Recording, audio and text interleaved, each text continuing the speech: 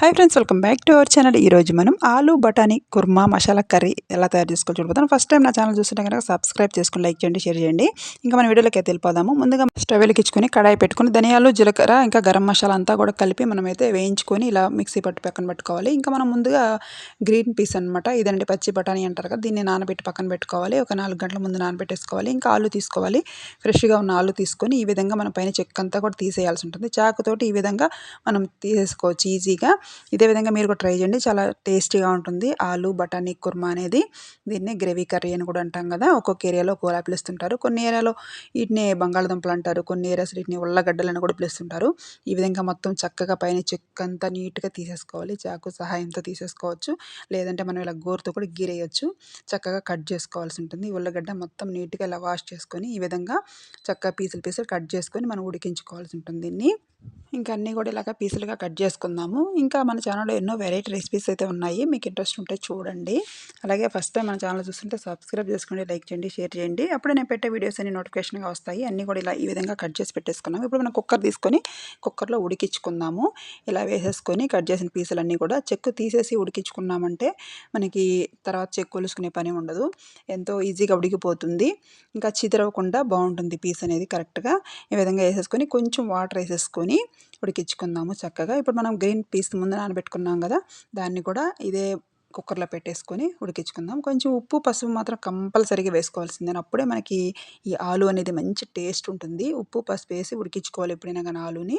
ఈ విధంగా మనము గ్రీన్ పీస్ నానబెట్టేసుకున్నాం కదా ముందుగానే, నానకపోతే అసలు ఉడకదండి, ఇది కొంచెం ఉడకపోతే అస్సలు బాగుండదు టేస్ట్ అనేది. అందుకని మనం అదే కుక్కర్లో పెట్టేసుకుంటున్నాము, వేరే బౌల్లో పోసేసుకొని సపరేట్గా పెట్టేసుకుందాము. ఇంకా విజిల్ పెట్టేసుకొని 3 విజిల్స్ వస్తే అది రెడీ అయిపోతుంది. పండు టమాటాలు 2 తీసుకొని ఈ విధంగా కట్ చేసుకోవాల్సి ఉంటుందండి. లోపల ఉండే తొడిమ అనేది తీసేసుకోవాల్సి ఉంటుంది, అది అసలు వేసుకోకూడదు. పండు టమాటాలు మాత్రమే తీసుకోవాలి, అప్పుడే మనకి గ్రేవీ అనేది బాగుంటుంది. మనం దీన్ని మిక్సీ బట్టి పక్కన పెట్టేసుకోవాలి. టమాటా ప్యూరీ అయితే రెడీ చేసి పక్కన పెట్టుకోవాల్సి ఉంటుంది. ఇలా టమాటా ప్యూరీ వేసుకోవడం వల్ల మనకి గ్రేవీ అనేది బాగా వస్తుంది, మంచి టేస్ట్ కూడా ఉంటుందన్నమాట. మీరు కూడా ఇదే విధంగా ట్రై చేయండి. మీరు ఎప్పుడు చేసినా ఉల్లగడ్డ బంగాళదుంప కూర అనేది మంచి టేస్ట్ రావాలంటే ఇలాగే చేయండి. ఇంకా మనం ధనియాల పొడి, గరం మసాలా అంతా కూడా మిక్సీ పట్టి పక్కన పెట్టేసుకుందాము. టమాటా ప్యూరీ కూడా చేసి పక్కన పెట్టేసుకున్నాము. ఇప్పుడు మనం ఉల్లిపాయలు కట్ చేసుకుంటున్నాము.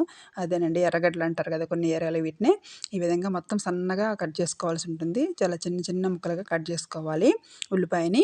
ఈ విధంగా కట్ చేసి పక్కన పెట్టేసుకుందాం దీన్ని కూడా. ఇంకా పచ్చిమిర్చి కూడా కట్ చేసి పక్కన పెట్టేసుకుందాం. ఇప్పుడు మనం కుక్కర్ ఎయిర్ పోవాలి, కొంచెం అలా మనం విజిల్ పెట్టుకుని పైకి ఎత్తామంటే ఎయిర్ అంతా పోతుంది. ఇంకా మనం కడాయి పెట్టుకొని ఆయిల్ వేసేసుకొని పోపు దినుసులు వేసుకోవాలి. ఆయిల్ బాగా హీట్ ఎక్కిన తర్వాత మాత్రమే వేసేసుకోవాలి. ఇంకా పచ్చిమిర్చి తరుగు, ఇంకా ఉల్లిపాయ తరుగు, కరివేపాకు ఇవన్నీ కూడా వేసుకొని మనము చక్కగా మంచి రెడ్ కలర్ వచ్చే విధంగా ఫ్రై చేసుకోవాలి. గోల్డ్ కలర్ వచ్చే విధంగా మనం ఫ్రై చేసుకుంటే సరిపోతుంది. ఈ విధంగా చక్కగా సిమ్లో పెట్టుకొని మాత్రమే చేసుకోవాలి. ఇంకా అల్లం వెల్లుల్లి పేస్ట్ ఫ్రెష్గా నూరుకున్నటువంటి ఇది ఒక స్పూన్ వేసుకుంటే సరిపోతుందండి, చాలా టేస్టీగా ఉంటుంది కదా ఫ్రెష్గా నూరేసుకున్నామంటే అప్పటికప్పుడు. ఇంకా మనకి ఫ్రిడ్జ్లో పెట్టుకున్న దానికంటే కూడా అప్పటికప్పుడు నూరేసుకుంటే బాగుంటుంది. మనకి కుక్కర్ అయితే రెడీ అయిపోయింది కదా, విజిల్ అయితే తీసేసాము. ఇంకా చక్కగా ఉడికిపోయింది మనకి ఆలు అనేది. ఇంకా గ్రీన్ పీస్ కూడా చక్కగా ఉడికిపోయింది. ఇలా ముందుగా ఉడకబెట్టైనా వేసుకోవచ్చు, లేదంటే డైరెక్ట్గా వేసేసుకొని మనం కడాయిలోనే ఉడికించుకోవచ్చు.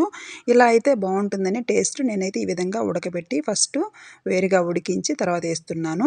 ఇంకా మనకి పోపు అయితే మంచిగా ఫ్రై అవుతూ ఉంది. ఇంకో పక్కన మనం టమాటా ప్యూరీ కూడా వేసేసుకొని ఫ్రై చేసుకుందాం. ఇప్పుడు ఇది కూడా చక్కగా ఫ్రై చేసుకుందాం ఆయిల్లో. మంచిగా ఫ్రై అయితే దాంట్లో ఉన్న పచ్చి వాసన ఫ్లేవర్ అంతా పోతుందనమాట. ఇంకా మంచి ఫ్లేవర్ అయితే వస్తుంది. కొంచెం ఫ్రై అయిపోయిన తర్వాత మనం మిక్సీ బౌల్ కొంచెం వాటర్ అయితే వేసుకున్నాము, తొలుపు పోసుకున్నాము. ఇంకా సాల్ట్, పసుపు అనేది కూడా వేసుకోవాలి కదా, ఇవన్నీ కంపల్సరీ కదండి మన కర్రీ ఏదైనా సరే. పసుపు అనేది మంచి కలర్ వస్తుంది, మనకి ఉప్పు లేకపోతే అస్సలు తినలేం కదా, ఖచ్చితంగా వేసుకోవాలి సరిపడినంత. ఇంకా కారం 1 స్పూను, ఇవన్నీ కూడా వేసుకొని చక్కగా కలుపుకొని మన గ్రేవీ అయితే రెడీ అయిపోతుంది అనమాట ఇక్కడ. ఇదే విధంగా మీరు కూడా చేసి చూడండి. మీకు ఎలా వచ్చింది నాకు కామెంట్ సెక్షన్లో తెలపండి. ఎంతో టేస్టీగా ఉండే ఆలు బఠానీ గ్రేవీ కర్రీ అయితే ఈరోజు మీకు పరిచయం చేస్తున్నాను. ఎంతో టేస్టీగా ఉంటుందండి. ఇంకా మనం ముందుగా ఉడికించుకున్న ఆలు కూడా వేసేసుకుంటున్నాము. ఇది కూడా చక్కగా ఉడికిపోయింది కాబట్టి ఆల్రెడీ ఇంకెక్కువ ఉడకాల్సిన అవసరం అయితే ఉండదు.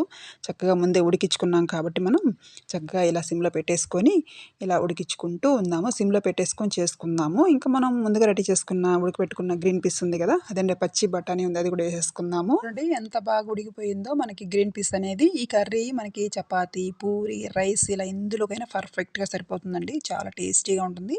మనం ముందుగా రెడీ చేసి పెట్టుకున్నాం కదా ధనియాలు, జీలకర్ర ఇంకా గరం మసాలా అంతా కలిపి పౌడర్ చేసుకున్నాం కదా, అది వేసేసుకుందాము. ఎక్కువ ఉడకాల్సిన అవసరం ఉండదు, మనకు ఆల్రెడీ ఉడికించుకున్నాం కాబట్టి చక్కగా ఉడికిపోయింది కాబట్టి ఒక 5 నిమిషాలు ఉంటే సరిపోతుందనమాట. ఈ వాటర్ అంతా లేకుండా మనకి గ్రేవీ అనేది దగ్గర పడాలి.